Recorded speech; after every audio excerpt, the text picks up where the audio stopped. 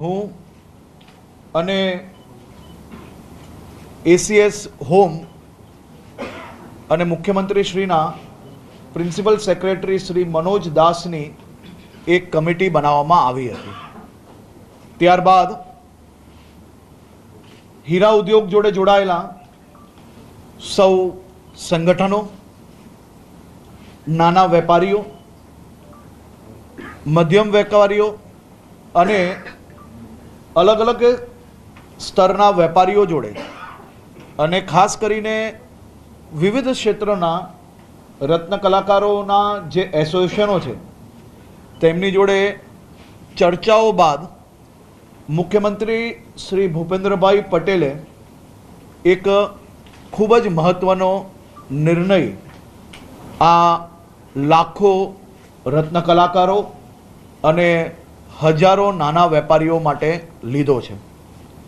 રાજ્યના હીરા ઉદ્યોગના કલાકારો અને એકમોને આર્થિક રાહત પૂરી પાડવા અને ઉદ્યોગોની સ્થિરતા જાળવવા માટે એક સહાય પેકેજ મુખ્યમંત્રી શ્રી ભૂપેન્દ્રભાઈ પટેલના માર્ગદર્શનમાં તૈયાર કરવામાં આવ્યું છે. મુખ્યમંત્રી શ્રી ભૂપેન્દ્રભાઈ પટેલના દિશા નિર્દેશમાં અસરગ્રસ્ત રત્ન કલાકારો અને સૂક્ષ્મ એકમોને રાહત આપવાનો એક ખૂબ જ મહત્વપૂર્ણ નિર્ણય ભારતીય જનતા પાર્ટીની આ સરકાર દ્વારા લેવામાં આવ્યો છે. અસરગ્રસ્ત રત્ન કલાકારોના બાળકોની શિક્ષણથી વંચિત ના રહે તે માટે 1 વર્ષ માટે તેમની સાલાની ફી રાજ્ય સરકાર દ્વારા ચૂકવવામાં આવશે.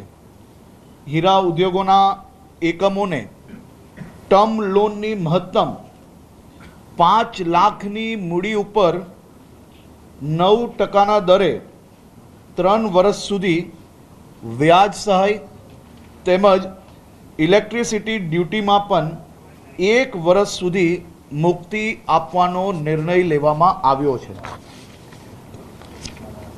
આના નિયમો બનાવવામાં આવ્યા છે અને એની કમિટીઓ બી બનાવવામાં આવી છે. રત્ન કલાકારની પાત્રતા આ સહાય યોજનામાં જે 31/3/2024 પછી જેમને કામ ના મળ્યું હોય, જેને નોકરી ના મળી હોય કે જેને હીરા કારખાનામાંથી છૂટા કરેલ હોય, આ પૂર્વેમાં એવા રત્ન કલાકારોએ ઓછામાં ઓછા 3 વર્ષ કોઈ પણ હીરાના કારખાનામાં કામગીરી કરી હોવી જોઈએ. હાલ હીરા ઉદ્યોગમાં રોજગારીથી વંચિત હોવો જોઈએ. રત્ન કલાકારની ઉંમર 21 વર્ષથી વધારે હોવી જોઈએ. રત્ન કલાકારોના બાળકોને 1 વર્ષ માટે ફીના 100% લેખે પ્રતિ બાળક ભરવામાં આવેલ સ્કૂલ ફી મહત્તમ 13,500ની મર્યાદામાં હોવી જોઈએ.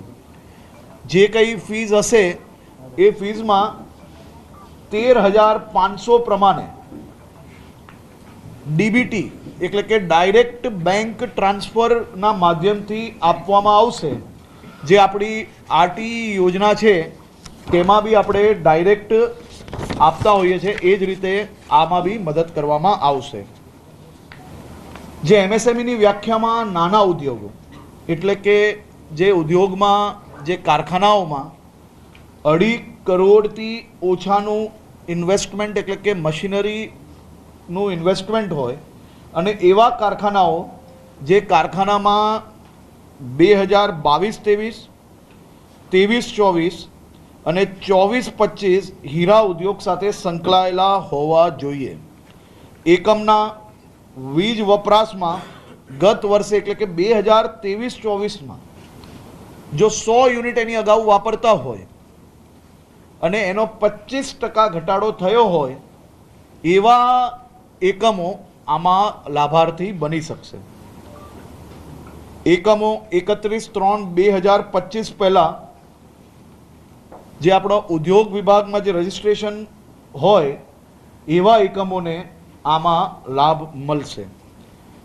31/3/2025 આ એકમોને ખાસ કરીને રત્ન કલાકારો જોડે જોડે ભારતીય જનતા પાર્ટીની આ સરકાર દ્વારા તમામ નાના વેપારીઓ એ વધુમાં વધુ સારી રીતે વેપાર કરી શકે, વધુમાં વધુ ગુજરાતના યુવાનોને રોજગારી આપી શકે, તે માટે આ પેકેજના માધ્યમથી તમામ હીરાના નાના વેપારીઓ અને રત્ન કલાકારોને એક ખૂબ મોટો સહયોગ આપવાનો નિર્ણય એ ભારતીય જનતા પાર્ટીની આ સરકાર દ્વારા મુખ્યમંત્રી શ્રી ભૂપેન્દ્રભાઈ પટેલના માર્ગદર્શનમાં લેવામાં આવ્યો છે.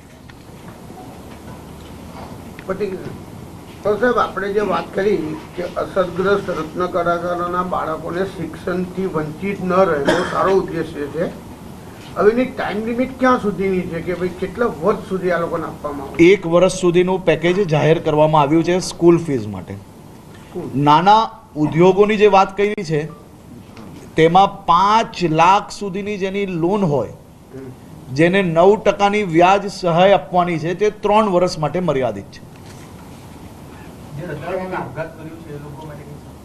એના માટે બી સુરત ડાયમંડ એસોસિએશન ને બીજા ડાયમંડ એસોસિએશન છે તેની પાસેથી જે યાદી ખરેખર નોકરી છૂટવાના કારણે કે કોઈક બીજા કારણે એની સંપૂર્ણ યાદી મંગાવવામાં આવી છે.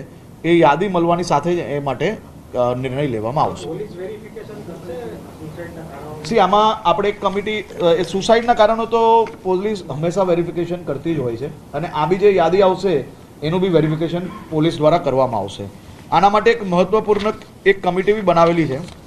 આ કમિટી ગુજરાતના તમામ જિલ્લામાં જ્યાં બી હીરાના કારખાનાઓ છે ત્યાં આ કમિટીઓ બનાવવામાં આવશે.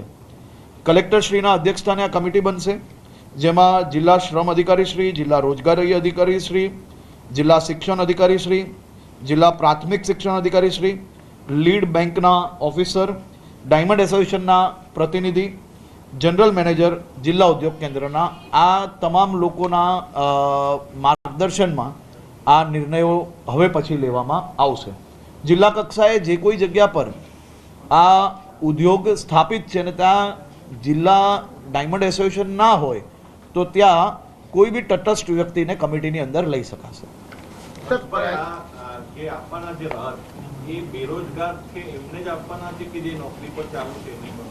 સંપૂર્ણ બેરોજગાર હોય તેના માટેની જ આ યોજના છે. સર, પ્રાઇવેટ જે સ્કૂલો છે, કોલેજો છે, એ લોકોને મારા લાગુ પડશે? જ્યાં બી ભણતા હોય ત્યાં શિક્ષણ જે 13,500 રૂપિયાની ફીસ રાજ્ય સરકાર દ્વારા એ સ્કૂલમાં ડાયરેક્ટ એ વિદ્યાર્થીની ચૂકવવામાં આવશે.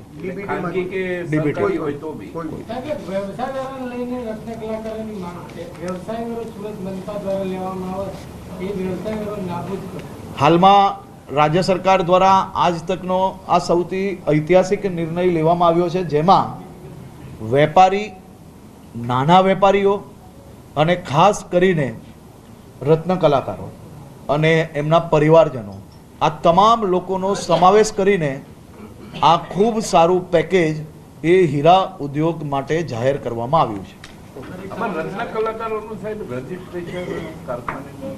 એ સુરત ડાયમંડ એસોસિએશન અને જે ડાયમંડ એસોસિએશન છે એને એ લોકોને એફિડેવિટ, એટલે એ લોકો આ રત્ન કલાકાર છે, આટલા વર્ષથી અહીંયા કામ કરતો હતો, એ સંપૂર્ણ જિલ્લા ડાયમંડ એસોસિએશન દ્વારા એને અપ્રૂવ કરવામાં આવશે. એના પછી કમિટીમાં મૂકવામાં આવશે.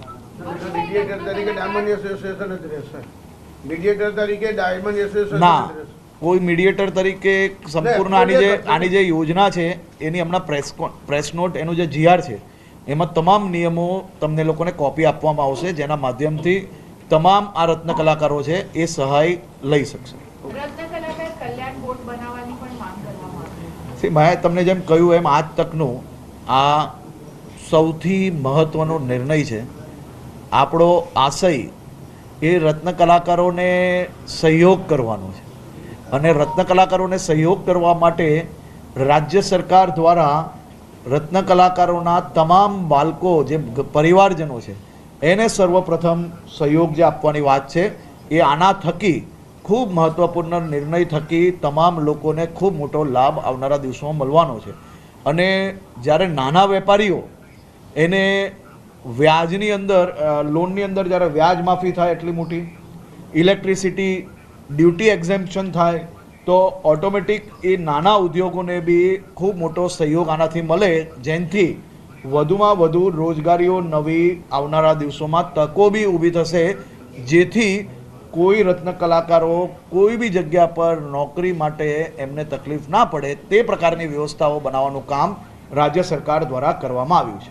આ પેકેજમાં અંદાજિત કેટલી રકમનું બજેટ હોય છે? ડાયમંડ ઇન્ડસ્ટ્રીમાં હમણાં હાલ તુરંત કોઈ ઇમ્પ્રુવમેન્ટના ચાન્સીસ દેખાતા નથી, તો આ લોકો માટે રોજગારીનું જો એમાં એવું છે કે સુરતની અંદર હોય કે અમદાવાદ, સૌરાષ્ટ્ર, તમામ જગ્યા પર વેલ્યુ એડિશન વર્ક, એટલે કે કોઈ બી દિવસ કોઈ બી ઉદ્યોગની અંદર વેલ્યુ એડિશન, જેમ કે હવે નવી ટેકનોલોજીઓ આવી, ટેકનોલોજીના આધારે નવો ઉદ્યોગ ઊભો થયો, એટલે તકો તો જરૂરથી તેજી મંદી તો એ વેપારનો ભાગ છે. અને જ્યારે હાલમાં દુનિયાભરમાં ડાયમંડની અંદર જ્યારે માંગ ઘટી હોય, જ્યારે મંદી હોય, ત્યારે રાજ્ય સરકારે તમામ લોકોને સહયોગ આપવા માટે આ યોજના જાહેર કરી છે. અને સમયાંતરે મંદીઓ તો હીરા બજારમાં અનેકવાર આવી છે અને આ મંદી બી જરૂરથી દૂર થશે. અને જે પ્રકારે ડાયમંડ ઇન્ડસ્ટ્રીની અંદર વેલ્યુ એડિશનની વાત કરીએ તો સીવીડી, જ્વેલરી, આ બધી જ વિષયોની અંદર ખૂબ ભવિષ્યની અંદર મોટો ઉદ્યોગની અપેક્ષા એ સુરત અને ગુજરાત અને ખાસ કરીને ભારતને આવનારા દિવસોમાં જરૂરથી પ્રાપ્ત થશે એવું જ દેખાઈ રહ્યું છે. लास्ट क्वेश्चन है टोटल बीजाने पूछवा राहत पैकेज से कितने लोगों को लाभ होगा? इसी राहत पैकेज में मैंने जो बताया आपको पहले से कि जो रत्न कलाकार जिनकी नौकरी गई होगी, जिनके पास अभी हीरा उद्योग में कोई नौकरी नहीं है, ऐसे सभी लोगों को लाभ देने के लिए सरकार की तैयारी